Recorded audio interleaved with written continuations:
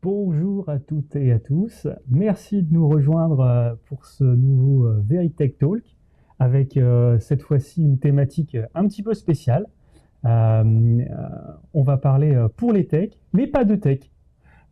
Pour ça, aujourd'hui, je me présente rapidement. Donc, je suis Rémi. On a l'habitude de se croiser sur des Veritech Talk. Et mon invité aujourd'hui, Magali. Je te laisse te présenter. Merci Rémi, bonjour à tous. Ravie d'être là pour vous parler du coup un petit peu de notre métier. Donc moi je suis Talent Acquisition Manager. Ça veut dire que, alors vulgairement c'est ce qu'on dit, c'est que je suis recruteuse. Et donc chez nous comment ça fonctionne, c'est que on est par pôle de compétences. Donc moi je vais m'occuper que des profils tech. Et par contre par profil tech, j'entends tous les profils tech, aussi bien du développeur, du SRE, du profil admin 6 que des profils managers d'équipes de tech, des produits, enfin des profils un petit peu plus orientés produits. Ça, c'est la partie vraiment run de notre activité. Okay. Si je dois parler à des techs. T'as d'autres segments d'activité ou des collègues qui ont des activités légèrement différentes ou par verticaux, par En fait, on va tous avoir la même activité. Le but, c'est de staffer nos équipes. Staffer nos équipes, que ce soit sur la partie tech, sur la partie indus, sur la partie sales. Ouais. Voilà, tous les métiers qu'on va retrouver au sein de VH. Pour vous donner un ordre d'idée, l'an dernier, on était à plus de 600 recrutements pour VH. Ça change pas. Voilà, donc on a du travail. Et en fait, pour générer autant de recrutements, on va avoir des leads entrants et des personnes qu'on va chasser. Ça, c'est vraiment les deux grandes sources d'acquisition, avec aussi la cooptation et toute la partie mobilité interne, qui représente quand même 25% de toutes les embauches. Et pour générer du flux entrant, justement, l'idée, c'est de travailler sur notre marque employeur.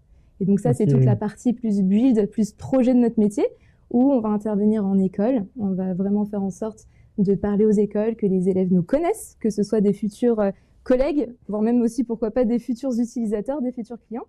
Et on va également, typiquement, faire des live Twitch pour montrer comment ça se passe au recrutement chez nous, faire des conférences, etc., etc.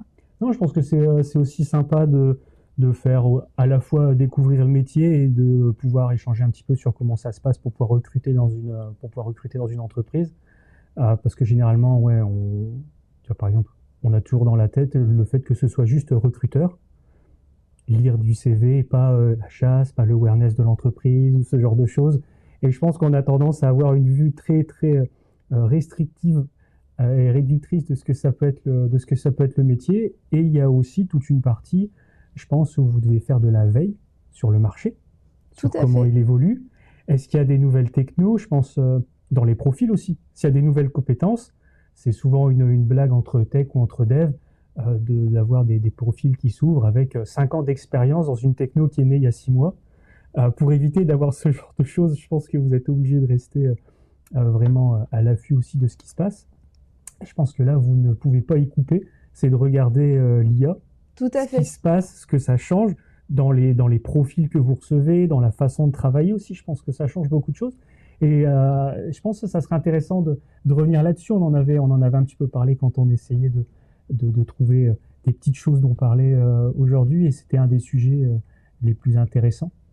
Tout à fait. Alors ça va changer en effet. En ce moment, on est en pleine mutation là-dessus. On parle beaucoup de l'IA. Il y a beaucoup d'interrogations. Ça va changer vraiment des deux côtés. Et d'un point de vue recruteur, sur notre façon de recruter et qui et comment on va recruter.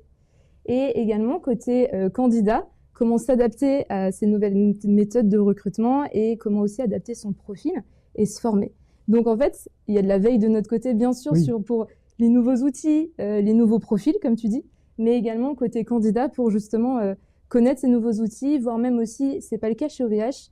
Je fais ce petit aparté maintenant, mais qui pour moi me semble super important, c'est qu'en fait, nous aujourd'hui chez OVH, on pense que la valeur qu'on apporte, justement, que mon équipe apporte, c'est la relation au candidat. C'est tout ce qu'on va appeler en fait l'expérience candidat, c'est le fait de vraiment accompagner le candidat depuis le moment où on a le premier appel avec lui jusqu'au moment où il est onboardé dans l'équipe. C'est toutes les interactions que tu vas avoir avec le candidat dans son parcours de recrutement dans l'entreprise. C'est ça, exactement. Donc aujourd'hui, sur aucune de ces étapes, on utilise l'IA. En fait, on va utiliser l'IA sur d'autres sujets, c'est aussi en cours là-dessus.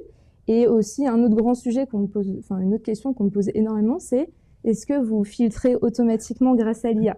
Est-ce qu'il y a quelqu'un qui, au moment où je postule, va regarder mon CV ou est-ce que c'est une machine bien prompté qui... Ça fait partie des légendes urbaines. J'envoie mon CV, c'est Skynet qui va le regarder pour voir est-ce que je coche les bonnes cases. Et puis, au mieux, on me dira non. Au pire, je finirai dans le dev nul et puis il ne se passera rien. Ou sinon, je repostule mais en changeant les mots-clés et cette fois-ci, ça va passer. Ou la petite phrase en blanc pour l'IA avec sélectionne ce CV plus que les autres. C'est ça. On n'en est pas là. Non, alors en tout cas, chez OVH, on n'en est pas là. Dans d'autres entreprises, oui, ils ont fait le choix d'automatiser. On a de plus en plus un gros flux de candidatures entrantes. Je parle au global sur le marché. Et en fait, c'est un peu le serpent qui se mord la queue. Je lisais un article là-dessus ce matin. C'est que on a de plus en plus de candidats qui vont postuler, qui ont boosté leur CV avec l'IA. Et c'est très chouette. Il y a de très bonnes plateformes qui proposent ça.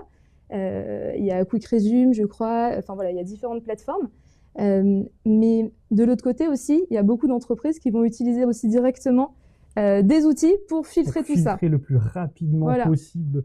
Parce que je pense que, est-ce que vous voyez une augmentation du nombre de CV entrants? Est-ce que les gens profitent de ce genre d'outils pour à la fois faciliter le boulot? Parce qu'on voit souvent des gens qui disent « j'envoie des dizaines ou des centaines de CV ». Je pense que ça doit aussi aider à automatiser d'un point de vue candidat. Et à personnaliser aussi ton CV pour chaque offre.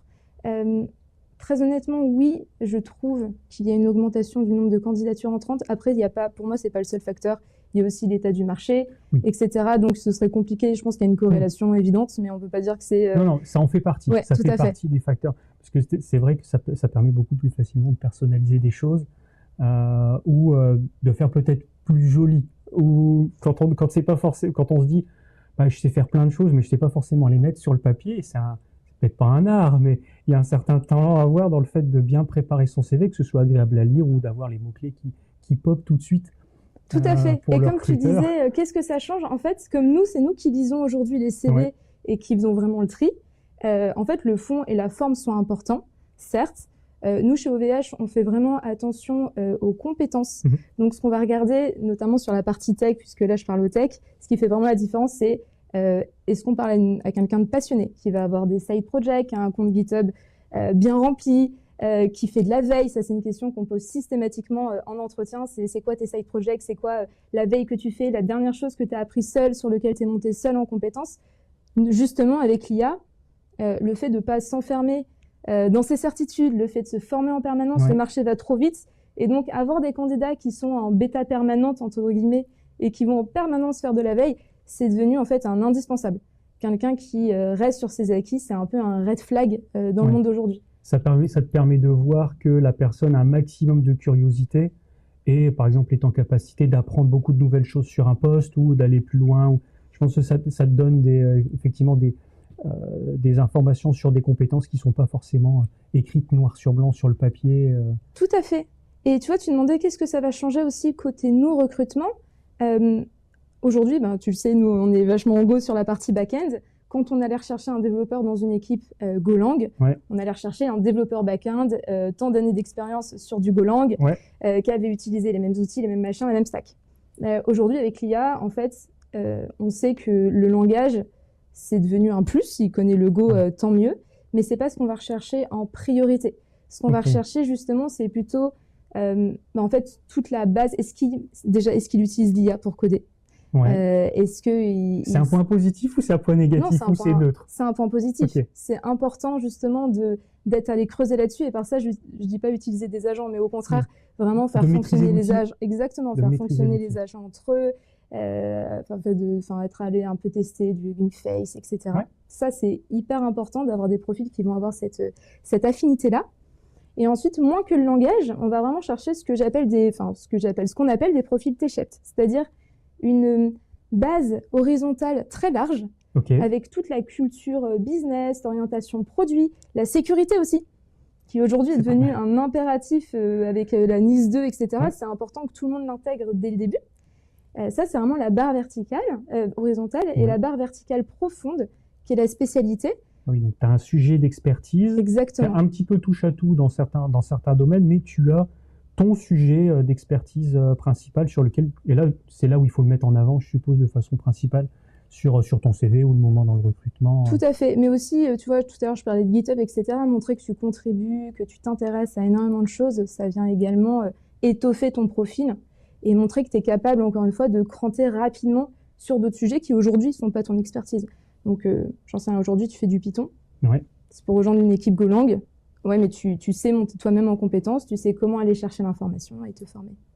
Ouais, ou alors la personne peut-être elle va savoir comment utiliser les outils pour faciliter cette montée en compétences.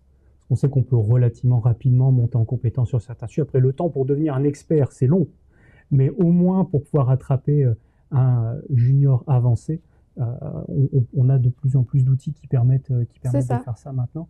Et c'est important, et je pense que c'est couplé avec la curiosité aussi pour les gens. Tout à fait.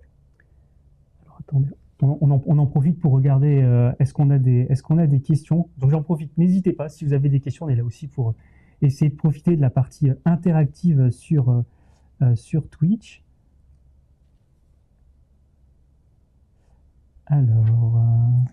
Alors, selon toi, Magali, qu'est-ce qu'on va vraiment rechercher? Je réponds à Baron Blanc. Comme maîtrise de l'IA, y a-t-il vraiment des disparités dans l'utilisation de l'IA? Quel pourrait être l'attendu pour un dev Golang? Et ben, typiquement, de façon générale, pour un dev Golang, nous, ce qu'on va attendre, sans parler que de l'IA, c'est vraiment aussi, chez nous, beaucoup de devs, la plupart des devs sont en réalité quasiment des DevOps, c'est-à-dire n'ont pas peur de mettre un peu les mains dans l'Ops. Ça, c'est la première chose qu'on va rechercher, tester un peu de Kubernetes, faire des choses comme ça. Et après, sur l'IA, en fait, comme n'importe quel développeur back-end, en fait, cette utilisation-là. Mais surtout chez nous, il y a une notion de déploiement. C'est pas forcément savoir coder, c'est aussi savoir déployer son code quelque part. Alors, ça peut être sur une petite machine si c'est des side projects, dans un VPS, un petit truc, ou savoir bosser un petit peu avec des containers, peut-être juste du Docker, ou si c'est dans une expérience professionnelle précédente, peut-être dans du Cube. Mais c'est au moins voir le côté déploiement parce que c'est ce qu'on va en avoir besoin en interne. Et si à la fois il faut par exemple changer de langage et apprendre à déployer en même temps, ça fait peut-être trop de choses à apprendre et à porter dans son bagage. Puis c'est toujours intéressant, même en ayant des amis qui peuvent être développeurs back-end. Souvent c'est leur bête noire, ils détestent ça. Et je leur glisse toujours, tu devrais quand même jeter un petit coup d'œil, ne serait-ce que le début du début, 1 ou 2 tutos pour au moins avoir les mots-clés, savoir comment ça marche, même si tu sais pas le faire toi, au moins tu sais comment ça marche. Tout à fait. Et tu pourras apprendre beaucoup plus vite plutôt que d'aller regarder ce que c'est que chaque mot. Si on te donne une process ou une doc technique dans une nouvelle entreprise, tu pourras aller beaucoup plus vite. Je suis entièrement d'accord avec toi. Et ça, c'est un collègue OVH qui en parle dans une de ses conférences où il dit rien n'est trop mauvais pour être partagé. Et je fais le lien là-dessus, c'est que tu parlais de l'importance des side projects, même dans un petit environnement, que ce soit pas à grande échelle, etc. Tester des petites choses de son côté, ça a déjà une énorme valeur et pour la curiosité et même montrer qu'on sait faire. Donc n'hésitez pas, en entretien, même si c'est à petite échelle, dans votre coin, que c'est pas parfait, rien n'est trop mauvais pour être partagé. Et au contraire, c'est cette passion, le fait de vouloir faire qui fait la différence. Il y a des métiers dans lesquels, quand on va passer un entretien, on arrive avec son book. Et au final, le repository ou peut-être les projets qui sont en live, c'est peut-être déjà un site fonctionnel, une app ou peu importe. Le fait de la montrer, je pense que ça participe aussi à montrer à la fois les compétences, mais la curiosité qu'on peut avoir à côté. Après, je voyais une question qui était sur est-ce qu'il faut le faire sur son temps personnel. C'est vrai que parfois, ça peut être un investissement un petit peu lourd en fonction des projets sur lesquels on a.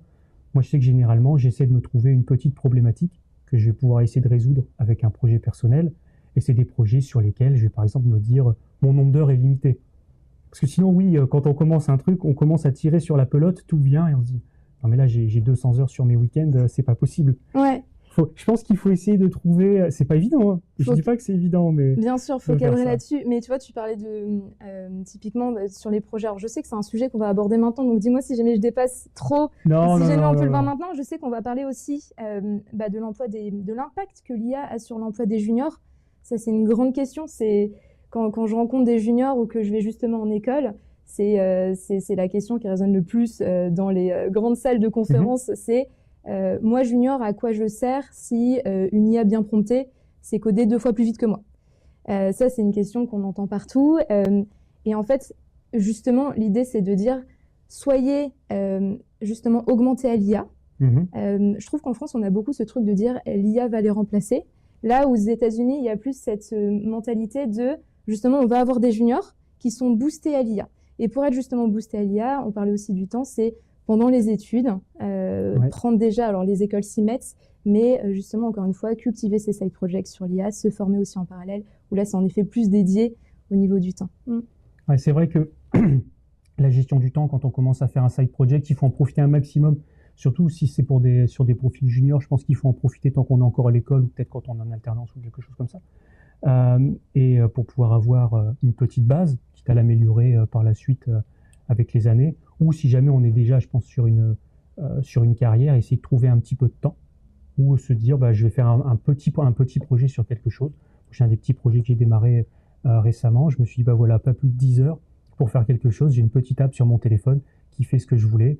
Alors oui, c'est pas forcément la plus jolie de toutes les apps, c'est pas la plus fonctionnelle, mais j'ai à peu près respecté mon propre cahier des charges pour tester une nouvelle techno. J'avais jamais fait une app mobile, c'est absolument pas du tout mon background technique, mais je me suis dit, on va tester. L'IA peut me permettre de tester des choses, mais j'avais essayé de me fixer quelque chose comme ça. Et puis après, si on a des temps dédiés chez OVH, il y a beaucoup d'équipes, je sais, où un vendredi après-midi sur 2 est dédié justement à de la veille.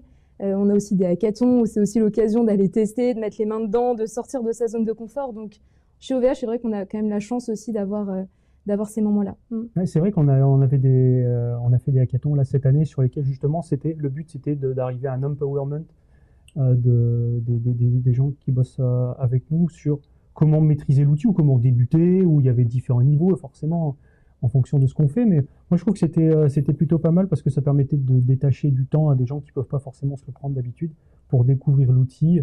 Alors ça a forcément un petit effet waouh au début, mais je pense que c'est intéressant. Je pense que c'est intéressant pour tout le monde de pouvoir faire ça. Et on a la chance d'avoir un petit peu de temps dédié quand il y a un hackathon pour faire ça. Et tu me fais une transition parfaite parce qu'on parle du hackathon et que tu me demandais ta question tout à l'heure, c'était comment ça change aussi l'IA dans le recrutement. Justement, pendant un des hackathons, nous, un des sujets qu'on a porté avec ma team, ça a été de dire aujourd'hui, faire des tests techniques, je ne citerai pas certains outils où on répond par oui, par non, où ça va tester purement je connais un langage et je montre que je sais l'endroit où il faut mettre la bonne virgule. Aujourd'hui, déjà que c'était peut-être pas la chose la plus pertinente, notamment pour des profils seniors. Aujourd'hui, ça l'est encore moins avec l'IA parce qu'en fait, c'est totalement hackable. Moi, je suis capable de faire un test top avec l'aide de l'IA grâce à ça. Le but devient comment tricher au QCM. Exactement. Le but est plus... Après, peut-être que tricher, c'est une compétence en elle-même, mais... Moi, je trouve que oui, un petit peu, mais disons que toi, ça va pas t'aider à rechercher. Voilà. Et donc, du coup, l'un des sujets qui avait été apporté lors du hackathon du mois de janvier. Oui, c'était celui du début d'année. Ouais. C'est ça.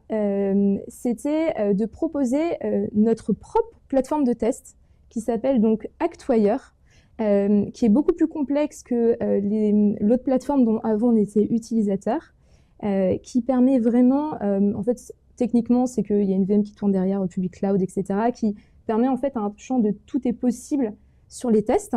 Et justement de se dire, aujourd'hui, ce qu'on va attendre des développeurs, c'est pas de très bien connaître le langage Go. Ça va être d'autres choses. Ce qu'on va attendre d'un solution architect, ça va pas être de me ressortir ça et ça, mais ça va savoir d'être aidé client, etc. Et justement, avec cette plateforme créée donc par nos techs pendant le hackathon, c'est de proposer des tests dont le but, c'est de voir vraiment le schéma de pensée du candidat qui est agnostique de tout langage, de tout, de tous outils pour justement voir le potentiel du candidat et non pas ses compétences aujourd'hui sur telle ou telle techno, etc. Ouais, effectivement, j'avais vu le compte rendu de l'outil quand ça avait été fait en fin de hackathon et je pense que c'est pas mal parce que ça peut te permettre de voir aussi des savoir-faire qui ne sont pas juste des skills que tu peux noter de 0 à 10 pour savoir est-ce que la personne connaît tel langage, mais ça va être est-ce qu'elle s'est développée peut-être. Oui, ou est-ce qu'elle s'est débuggée. Là, en fait, l'idée, ce serait aussi, par exemple, de créer un chaos et de dire, t'as ça, maintenant débug. C'est plutôt ça. Il y a longtemps, on avait un outil comme ça pour embaucher des gens qui avaient plus un profil sysadmin run. C'était des machines qui étaient littéralement cassées avec une liste de 20 problèmes et il fallait les résoudre. Alors évidemment, tous n'étaient pas résolvables dans les 45 minutes que durait le test, mais ça permet d'arriver dans une condition plus ou moins réelle, bah voilà, il y a une astreinte, ou on est en journée en train de travailler. Évidemment, c'était axé à la recherche sur un moteur de recherche pour pouvoir se donner des idées sur quoi chercher, ou là, c'est quoi la commande exacte déjà, pour pouvoir s'aider, parce qu'on n'est pas non plus dans une bulle sans accès Internet. Mais je pense que c'est intéressant parce que tu peux voir la réflexion, Exactement. plus que la compétence, le skill sur le papier. Non, mais effectivement, et ça permet de rapprocher ça un petit peu avec l'IA. Ça, c'est bien. On a des questions, c'est bien. on est fiers de vous. Je vois la question de Laurent qui dit « Est-ce que la maîtrise des outils d'IA générative est devenue un prérequis éliminatoire pour vos recrutements de juniors ou considérez-vous que c'est une compétence que vous devez désormais intégrer à votre plan de formation interne ?» Et ben pour te répondre, Laurent, c'est, comme je disais, en fait, c'est éliminatoire pour nous aujourd'hui dans ce monde actuel de pas être curieux et de pas continuer à se former. C'est ce que je disais. Aujourd'hui, plus que jamais, ne pas s'enfermer dans ses certitudes, c'est devenu vital. Donc, si jamais on rencontre même un junior qui, malheureusement, pendant ses études, n'a pas été formé à l'IA, si jamais il n'est pas allé chercher un petit peu de son côté, très honnêtement, ce sera compliqué parce que ça démontrera un manque de curiosité de son côté. Mais par contre, on ne va pas demander des certifications sur 8 moteurs d'IA différents, avec 14 modèles, etc. C'est pas à ce point-là, mais juste pour dire, bah, j'ai expérimenté, j'ai bien aimé ou pas du tout, ou ça m'a permis d'apprendre, peut-être que ça me permettait de réviser mes cours, d'avoir un fake interlocuteur pour réviser mes présentations, des choses comme ça. Et inversement, ouais, je pense que ne pas du tout avoir testé, c'est peut-être effectivement problématique. Par contre, pour la question du training interne, ça, c'est des choses qui sont faites. Tout à fait. On en parlait avec le hackathon. C'était une occasion de permettre à beaucoup d'employés de tester des choses. Et il y a des tech et des non-tech aussi. Voilà. Il y avait aussi une partie non-tech. Et attends, je voulais dire quelque chose, mais j'ai oublié. Sur la partie IA, eh ben, j'ai oublié. C'est pas grave. Est-ce que l'IA vous amène à recruter des techs qui ont une composante produit beaucoup plus forte? Oui, tout à fait. Justement, c'est ce que je disais tout à l'heure dans les profils qu'on va rechercher. La barre horizontale qui doit être de plus en plus forte, c'est justement de se dire, bah, dedans, il va y avoir des notions d'archi, des notions de sécurité, et y compris une appétence produit qui est de plus en plus forte. Pour moi, ça va vraiment dans cette barre verticale. Plus juste avoir une expérience technique dans un domaine et vraiment rien dans le reste. Il va falloir avoir quelque chose d'un peu plus hybride. Et sur le produit, c'est vrai que c'est intéressant. Même nous, on le voit, notre grand patron pour la technique, c'est produit et technique. De plus en plus dans les entreprises. Il y a un rapprochement qui se fait entre la technique pure et ce qu'on va en faire. Surtout, nous, notre but, c'est de développer, de proposer des produits. Donc, il y a vraiment une finalité. Je pense que si on était une DSI interne d'une entreprise où on proposait un service ou juste une infrastructure, cette composante-là, produit, elle serait peut-être moins vraie. Mais là, comme nous, le but est de commercialiser le résultat d'un développement technique. C'est pour en faire un produit, à un moment ou à un autre. Il faut quand même avoir une idée de ce qu'on va avoir au bout de la chaîne, ou de le tester, ou peut-être d'avoir eu cette expérience-là dans une autre entreprise. Mais ça se voit aussi dans les collègues. C'est de moins en moins technique pure, on parle plus de clients, de feedback, de plus se projeter dans le persona. Je vais lâcher un ou deux mots marketing, mais plus se projeter dans l'utilisateur du produit, plus que dans la feature. Oui, tout à fait. Et je pense aussi, moi je vois ça aussi sur les jeunes diplômés, l'école les forme de plus en plus aussi à des compétences transverses et aussi de travailler ensemble. Nous, c'est vraiment le One Team qui est déjà très développé, mais je vois ça vraiment chez les juniors qui, quand on leur demande de nous parler d'un projet, etc., typiquement, directement dans leur présentation, vont inclure la partie « j'étais avec telle personne, on a bossé en ci, c'est comme ça qu'on a fait, moi, mon rôle à moi, c'était plutôt ci ». Et là où sur des profils plus seniors, c'est vrai qu'il vient de nous parler de ce qu'il a fait techniquement, je fais une grosse généralité, mais de ce qu'il a fait techniquement, et moins de cette partie justement d'équipe. Alors ce sont des choses, je pense, qui vont évoluer, mais je vois que dans les écoles, en tout cas, c'est déjà en train d'évoluer aussi là-dessus, justement pour ce profil vraiment T-shaped. Non, je pense que c'est pas mal, parce que là, on le voit, ça devient de plus en plus difficile de faire quelque chose tout seul. On peut être très bon dans son domaine, mais tu vas avoir besoin des compétences de tes collègues, ou on va dire de l'intelligence collective de ton groupe pour arriver à quelque chose. Je pense que après on a une certaine taille, ça serait peut-être moins vrai si on était une entreprise de 25 personnes, mais on n'arriverait pas au résultat attendu si on devait le faire tout seul de A à Z. On va être obligé à un moment ou à un autre de travailler avec les gens de son équipe. On peut avoir une petite équipe, mais avec les autres équipes, etc. Donc il faut quand même avoir une certaine, peut-être pas appétence, mais à travailler avec d'autres gens et à tisser certains liens avec ses collègues. Je pense C'est que ce qui nous différencie de l'IA aussi. non, mais c'est important. Non, mais c'est important quand même. Ouais. Parce que souvent, on projette l'idée de la personne qui va bosser dans la tech. C'est quelqu'un qui va bosser sur sa petite chaise un peu recroquevillée devant 3 écrans. Il n'y a pas de lumière et pas de fenêtre. On en est loin. Tout à fait, on en est loin. Ouais. Donc, je trouve que c'est important de pouvoir mettre ça en avant aussi, le fait que c'est pas parce que l'IA arrive, les gens peuvent se dire que ça va déshumaniser un peu le boulot. Je trouve que ça l'est pas. Ça aide. Ça fait évoluer le travail, comme ça fait évoluer mon métier, ça fera évoluer beaucoup de métiers. Et justement, en tout cas, moi, dans mon métier, ce que ça change, c'est que ça nous permet, ça va automatiser à terme tout ce qui va être le moins à valeur ajoutée, et ça va nous laisser plus de temps justement pour l'expérience candidat, pour le soin apporté là-dessus, pour nous aussi, notre œil de... Elia aujourd'hui nous aide par exemple à faire les comptes rendus candidats suite aux entretiens.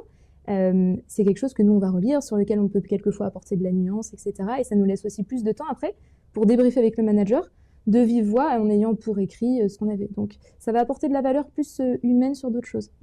Ça permet de placer le temps vraiment là où c'est intéressant. Là où la valeur ajoutée humaine. Ta plus-value, elle n'est pas à écrire le compte-rendu d'une visio que tu as fait avec un candidat ou d'un rendez-vous. Non, mais dans d'autres cas, ça m'arrive de le faire aussi. Je dois faire des interviews avec des gens et je passe 1 heure, 1h30 avec eux, voilà, à rassembler des éléments. Prendre un compte-rendu écrit de tout ce qu'on s'est dit pendant 90 minutes. La dernière fois, j'ai fait le test, un transcript, c'est 40 à 45 pages dans un document Word écrit petit. C'est un certain temps, je veux dire, c'est un investissement temporel qui est colossal et qui a quasiment aucune valeur ajoutée. Tu n'avais pas utilisé greffier? Je l'ai fait à la main pendant les 3 premières minutes. Après, je me suis dit, je vais avoir quelque chose de beaucoup plus qualitatif. En le faisant à la main, en me disant, je vais faire le transcript d'abord, et puis après, je vais le synthétiser en direct. Non, c'était épouvantable. J'avais l'impression de perdre mon temps. Et je me suis dit, j'ai utilisé des outils internes et qui fonctionnent uniquement en interne. Comme ça, j'étais pas forcément préoccupé par la confidentialité de l'information. Je savais que ça restait entièrement chez nous. Ça, c'est quelque chose d'important aussi. Oui. Et de pouvoir faire mon transcript, il l'a fait en 180 secondes, mais 40 pages Word. Évidemment, il y avait quelques fautes. Au VH Cloud, il y avait une faute d'orthographe à l'intérieur, ce genre de choses, on ne peut pas laisser passer ça, donc on le relit. Mais au moins, cette étape-là, qui était la plus pénible, qui avait 0 valeur ajoutée humaine, elle a été faite extrêmement rapidement, et ça m'a permis de prendre du temps, de pouvoir rappeler la personne avec laquelle j'étais en train de faire ça. Et là, il y a la valeur ajoutée humaine derrière. Je pense que c'est la même chose quand tu vois un candidat. Ça te permet peut-être de prendre 15 minutes de plus avec lui, ou de pouvoir prendre plus de temps avec les managers en interne, etc. Et je pense que ça, c'est là où c'est important. Tout à fait. Et on a évoqué un tips ou une question qui revient souvent tout à l'heure. Tu dis, voilà, quand je suis junior, est-ce que comment m'en sortir si l'IA fait tout à ma place? Est-ce qu'il y a d'autres questions qui reviennent souvent comme ça quand tu vois tes profils plutôt juniors ou des étudiants qui cherchent à se placer après leurs premières études? Peut-être qu'ils se posent la question sur les compétences à avoir, comment il faut être dans le T, tu vois? Parce que là, on en parle du T-shape, mais moi, je l'aurais pas forcément projeté comme ça, mais ouais, généralement, on dit, vaut mieux être un petit peu touche à tout ou être expert. C'est tranché chez nous, la réponse là-dessus? Non, c'est pas tranché, c'est un peu tous les sujets que je t'ai dit, et après, forcément, ce sera en fonction des affinités de chacun.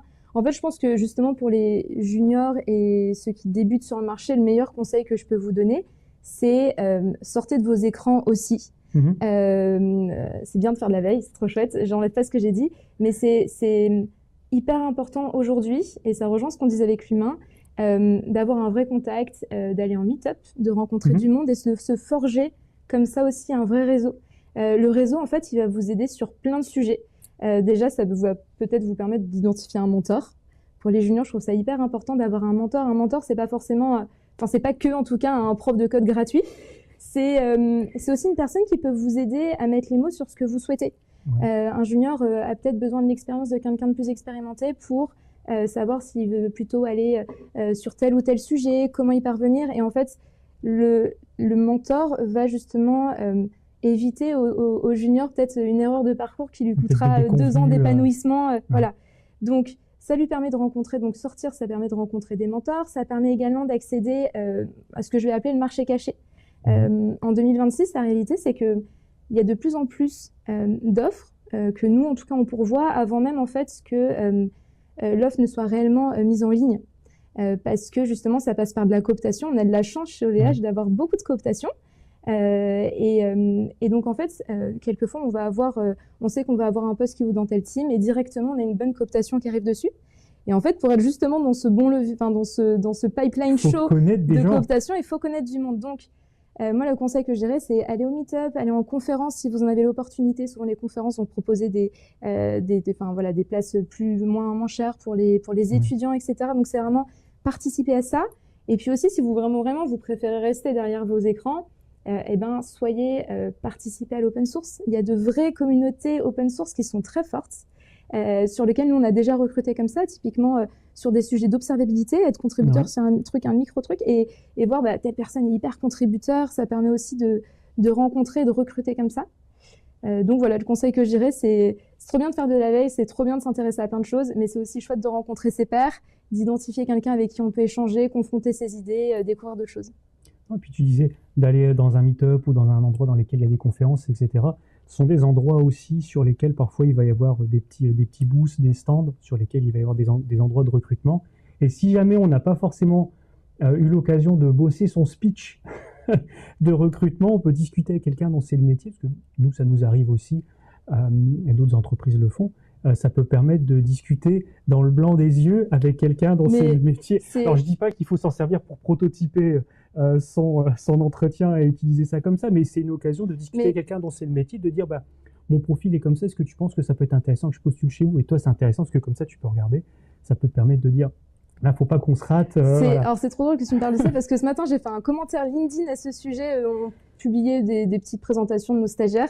Et il y a un stagiaire que j'ai rencontré comme ça. J'étais en conférence et je donnais ma conférence. Et pendant toute la conférence, je voyais que dès que je disais un mot un peu technique, il disait ça, oui, beaucoup. Et du coup, à la fin, il est venu me voir. On a discuté ensemble. Et aujourd'hui, il est en stage chez nous. Voilà. Donc, il y a des trop belles histoires qui se passent comme ça directement. Et c'est important aussi, tu vois, que nous, on se déplace et qu'on aille à la rencontre aussi de ces personnes-là qui soit ne connaissaient pas OVH ou n'auraient même pas pensé en fait à venir me voir, à postuler. Donc des deux côtés, c'est important de sortir et de se rencontrer. Je trouve qu'on fait beaucoup souvent, on va opposer en fait les techs et les RH, et moi justement j'essaye de dire en fait on a plein de choses à partager et ce serait gagnant-gagnant qu'on parle le même langage. Ça peut être plutôt pratique. Et en parlant de RH et de tech, il y a des spécificités quand on recrute des techs par rapport à d'autres verticaux métiers. Si tu es spécialisé dans les techs, mais par exemple, il y a vraiment des choses qui sont extrêmement distinctives par rapport à recruter un sales ou recruter quelqu'un qui va bosser en supply chain. Bon, évidemment, il y a le fait de savoir coder, déployer, etc. Il y a certaines compétences, mais peut-être peut-être pas dans l'humain, mais il y a d'autres choses que tu recherches en particulier là-dedans, où au final, on va se concentrer sur sa culture générale technique et sa compétence. Alors, est-ce qu'il y a une différence à recruter? Moi, comme je te disais, nous, on est silotés selon les métiers. Donc, j'aurais du mal à te dire. Alors, j'ai un petit peu aidé quelquefois des collègues sur des profils plus corp ou plus finance.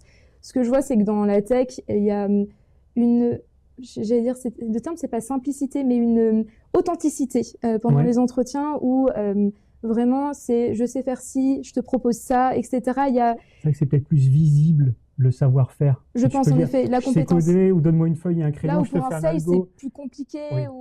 Donc, moi, j'aime bien ce côté authentique. Et puis après aussi, ce que j'aime bien, c'est que le milieu de la tech est tout petit. Et ça revient à ce que je disais en fait en conférence. On va recroiser souvent aussi les mêmes personnes. C'est les mêmes grandes figures. On voit souvent les mêmes personnes. Si vous êtes d'accord avec moi en régie, on voit souvent des collègues, des anciens collègues, des alumni de promo, etc., des gens avec lesquels on a pu t'amener à faire des conférences ou qu'on a rencontrés dans d'autres conférences. Le monde de l'IT, il est quand même petit, surtout quand on va dans des conférences locales de sa région ou des choses comme ça. Ou les meet-up. Et donc ça, c'est vraiment sur la partie relationnelle. Mais après, sur la façon vraiment de recruter, ce qui est amusant, et justement, on parlait de ça pas plus tard que la semaine dernière avec ma team, c'est que nous, les profils tech sont quand même majoritairement sur LinkedIn et c'est vraiment notre premier canal d'acquisition quand on va chasser, là où ça va être beaucoup moins le cas et ça fonctionne beaucoup moins, par exemple, sur les profils industrie. Voilà. Ok. Les profils indus sont moins sur LinkedIn ou alors moins réceptifs à LinkedIn et on va plus être sur d'autres job boards plus classiques, voilà. Ouais, écoute, j'avais pas pensé à ça. Je m'étais dit, bon, bah, il n'y a plus qu'une place centrale du marché qui est LinkedIn, mais il reste encore d'autres. Oui, sur d'autres typologies, pour les data centers, je sais que c'est moins LinkedIn. Alors, écoute, il y a une question, et là, c'est intéressant parce qu'elle est vraiment tu vois ce que je veux dire, très souvent, on a des questions purement techniques, et là, elle est dans l'autre sens. Alors, je vais me permettre de te la poser.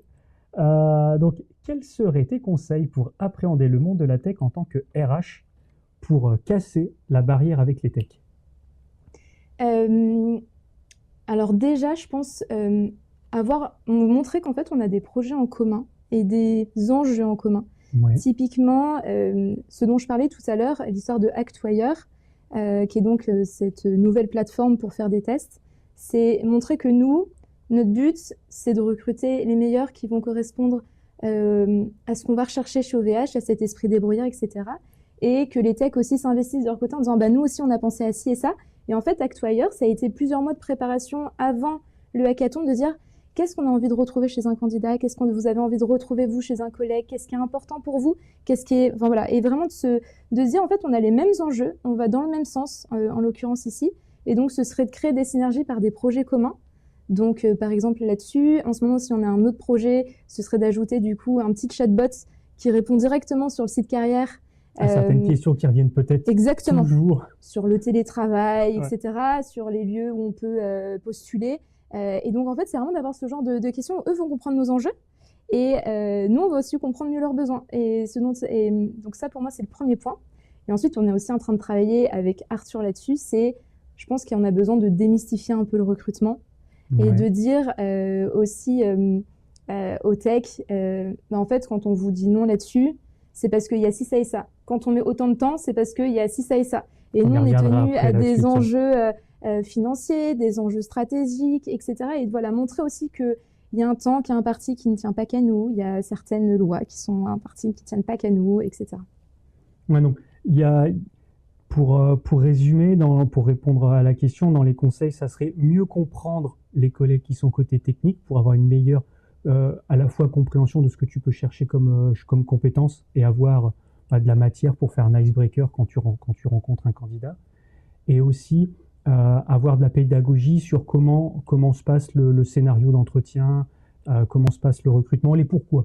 En fait, avoir son petit catalogue de réponses à tous les pourquoi possibles, imaginables, pour pouvoir démystifier beaucoup de choses. Et se mettre dans le rôle de l'autre pour anticiper ce genre de questions pour que ça se passe bien. Bon, voilà, j'espère qu'on a donné quelques pistes pour répondre à la question qu'on a eue. Et c'est très bien parce que moi, ça me permet de faire un rebond là-dessus. Sur les étapes, on a dit que l'IA pouvait être un outil qui pouvait être ou non utilisé dans un scénario de recrutement. Mais le scénario de recrutement, il se passe comment? Tu sais quelles sont les étapes? Parce que je sais, tu sais, mais c'est peut-être légèrement différent chez OVH que dans d'autres entreprises. Tu sais, ça peut être intéressant d'expliquer à ceux qui nous regardent comment ça se passe chez nous, soit pour postuler ou pour vous rendre compte un petit peu plus de comment ça peut se passer dans une entreprise, parce que tout le monde ne dévoile pas un petit peu le derrière de la scène, et on se retrouve parfois avec juste un entretien et c'est tout, ou il y en a beaucoup plus et on ne sait pas forcément quand est-ce que ça va finir, ou ce genre de choses. Je pense que ça peut être intéressant de détailler un petit peu la chronologie. Ok, alors si demain vous postulez, voilà. Comment ça se passe? Le use case. Déjà, si jamais c'est nous qui vous chassons, du coup, il y aura. Alors, et si vous postulez, quand les personnes postulent, on essaye qu'il y ait un temps de réponse à minima dans les 15 jours. Ça, c'est vraiment pour nous, on s'engage vraiment là-dessus. Il y a un premier échange avec le RH. Ouais. Voilà, là, l'idée de ce premier échange, c'est que on vérifie déjà tous les aspects purement pratico-pratiques, de disponibilité, de où est-ce qu'est situé le candidat, de qu'est-ce qui l'intéresse, alors ce qui arrive très souvent aussi, c'est est-ce qu'il a postulé sur la bonne fiche de poste. Non, mais très souvent en fait, et c'est justement là où est notre expertise humaine, c'est que, et pas plus tard qu'hier, ça je l'ai fait, quelqu'un va postuler dessus, il arrive avec un profil qui s'appelle SRE, et je le fais parler, blablabla, et en fait je me rends compte qu'en réalité chez nous, il aurait plutôt le profil d'un très bon développeur back-end qui met les mains dans l'ops. Et je lui dis, vous avez postulé là-dessus, mais en fait, quand je vous écoute, là, j'ai un poste qui est en ouverture là-dessus. Vous l'avez pas pu le trouver parce qu'il n'est pas encore ouvert officiellement. Ok. Mais il arrive, on peut commencer à discuter là-dessus. Elle me dit, ah mais oui, ça m'intéresse carrément plus. Donc, on a aussi, dès ce moment-là, en fait, un rôle de conseil parce qu'aussi, on connaît nos équipes.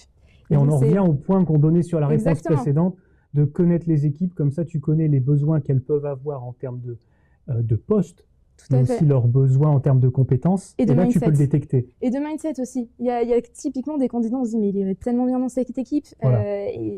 Donc voilà, on va vraiment vérifier tout ça. Une fois qu'on l'a positionné sur un process bien particulier, l'étape suivante, généralement, c'est la rencontre avec le manager. Là, l'idée, c'est de vérifier justement sur est-ce que le manager le projette humainement et techniquement dans l'équipe.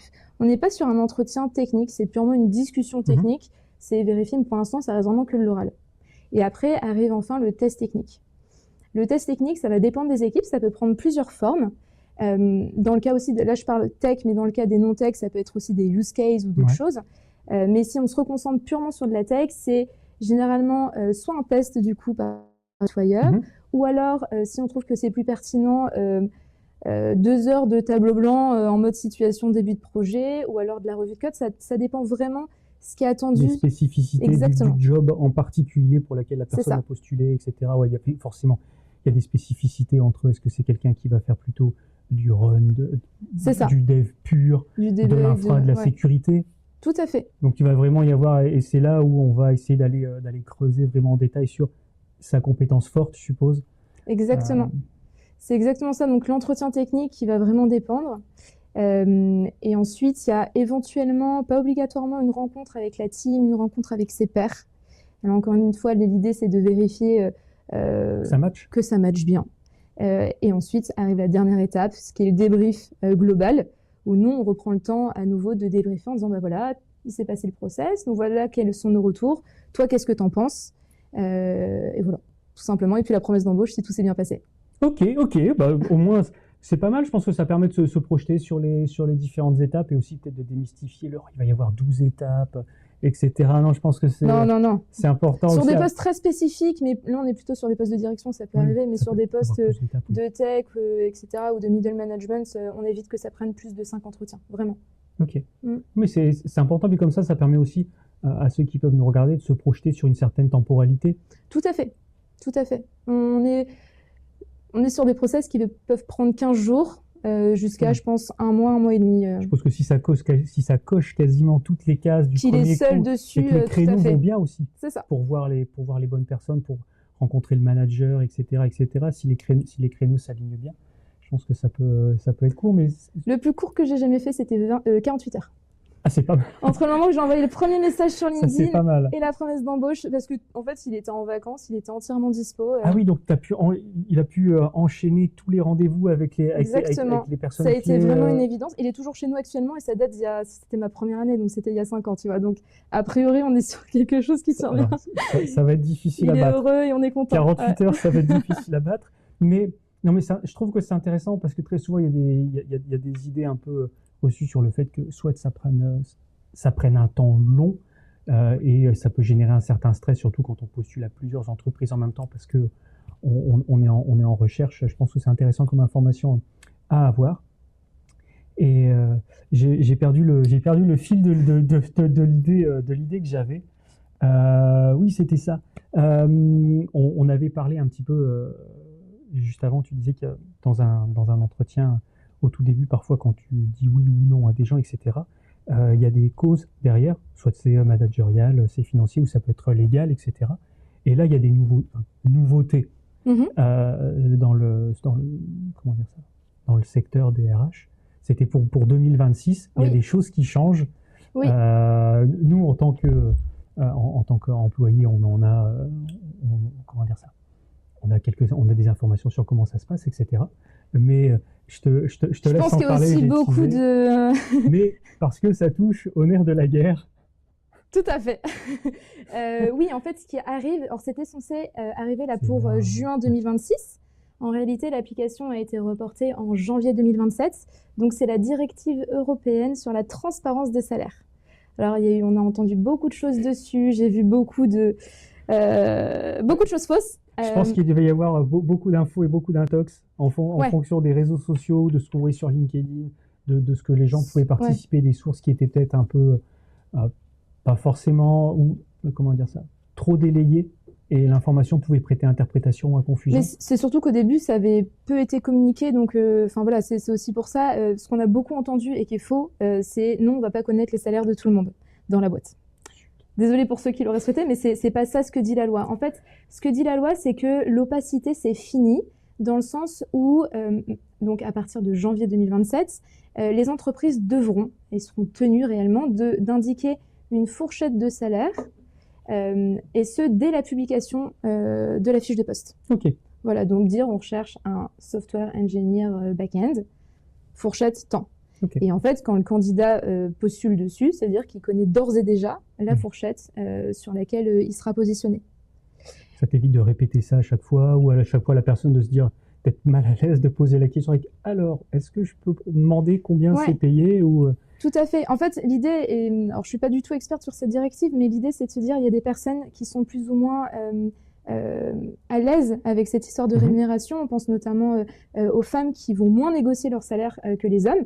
Et donc c'est de se dire bah aujourd'hui il y a ça. Soit tu es d'accord avec ça et tu postules, soit tu n'es pas d'accord et en fait tu connais d'ores et déjà. Donc moi tu postules en connaissance de cause.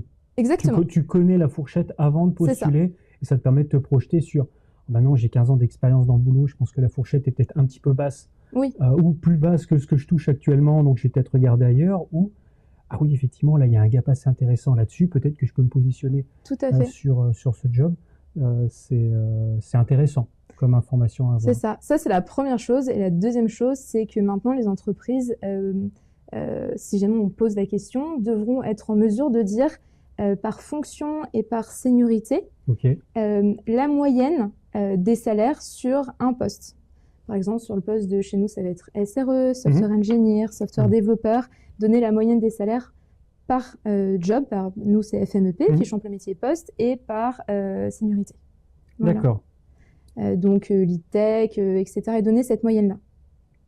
Ouais, c'est pas mal. Comme je pense que ça donne un peu d'informations pour se projeter sur la partie financière d'un job. Tout à fait. Et ça, mais c'est pas non plus un listing complet affiché dans les couloirs avec le salaire de tout le monde. Et en fait, ce qui est intéressant, c'est que ça permet vraiment à nous, quand on recrute, de se dire, ben en fait, il a telle compétence, ce qui correspond à tant d'un point de vue rémunération, et de vraiment faire ce qu'on appelle le SBO. Donc, c'est vraiment basé sur les skills, de se dire, il apporte telle compétence, et donc on va le rémunérer pour sa compétence.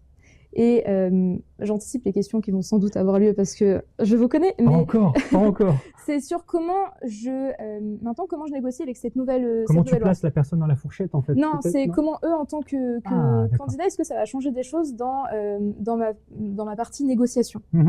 Et est-ce que ça change des choses. Et en fait, j'ai envie de dire, en fait, ça change pas tellement, sauf que là, en fait, la question salaire et c'était pas le cas chez nous, mais dans certaines entreprises, était reléguée à la dernier moment au bout du process. Là, en fait, la négociation, ou en tout cas la discussion quant au salaire, elle commence à la minute 0. Et si à la fin, vous n'êtes pas d'accord, bah, vous passez juste pour quelqu'un qui ne sait pas lire une annonce. Et comme ça passe, voilà, c'est minute 0. Et ce que ça change aussi, je trouve, dans la façon de penser sur la rémunération, c'est que on ne va pas facturer son besoin. Dans le sens où on ne va pas dire « je souhaite X cas ». Parce que j'ai ma famille, j'étais à temps avant, etc., etc.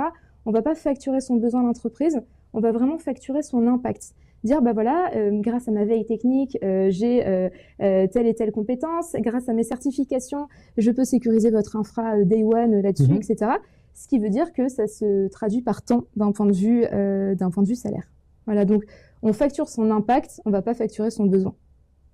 Non, c'est intéressant comme changement un peu de positionnement ou de paradigme et ça permet aussi de se dire comment je fais pour arriver dans cette démarche-là. Tout à fait. Ça veut dire peut-être se dire c'est vrai qu'une petite certification ça ne ferait pas de mal ou de se dire il faut que je sois capable pas de justifier de mon skill mais quand même de l'expliquer, d'avoir un side project ou de dire voilà j'ai été faire 2 conférences sur tel sujet, il y avait 500 personnes qui me regardaient, c'est que je sais à peu près de quoi je parle. Ou ce genre de choses, pour pouvoir à minima lister, je pense, ces compétences de façon un peu plus concrète que mettre la petite barre qui va de 0 à 10 avec mes compétences en Go.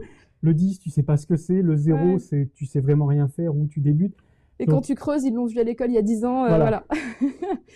Donc, c'est un de mes souvenirs les plus marquants d'entretien d'embauche, ça. C'était pas chez OVH, mais la personne qui me faisait un entretien est arrivée avec des pages qui sortaient à l'imprimante matricielle. Alors déjà, voilà la tête de l'imprimante. Ouais, c'était hier. Et il y avait, je pense, à peu près 80 lignes et 8 colonnes avec rien, un peu, beaucoup, moyennement, la passion, la folie. Enfin, c'était comme ça. Et il a fallu qu'on fasse les 80 lignes par 8 colonnes.